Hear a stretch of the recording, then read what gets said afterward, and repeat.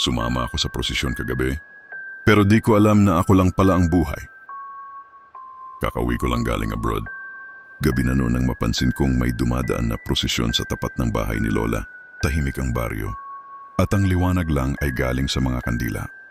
Sa hindi ko maipaliwanag na dahilan, sumunod ako. Habang naglalakad, napansin kong parang malabo ang mga mukha ng ibang kasama. Para bang sinasadyang huwag kong makilala. Tahimik sila, walang dasal, walang bulungan. Tanging tunog ng tsinelas sa lupa at mga kandilang pumuputok ang maririnig. Pagdating sa huling istasyon sa may simbahang abandonado, huminto kami saglit. Nagsindi ako ng kandila. Paglingon ko para bumalik, wala na sila. Ako na lang mag-isa. Nasa loob na ako ng lumang sementeryo. Ang mga kandila ng iba naiwan sa harap ng mga nitso.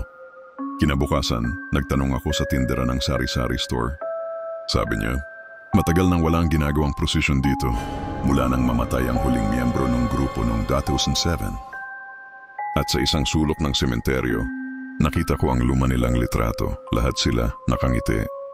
Hawak ang kandila. Isa sa kanila, nakatitig diretso sa akin. Paano kung ang sinamahan mong prosesyon hindi pala para sa mga buhay? Gusto mo pa ng mga kwentong nakakakilabot? Like, follow at share mo na to bago ka pa isama sa susunod na prosesyon.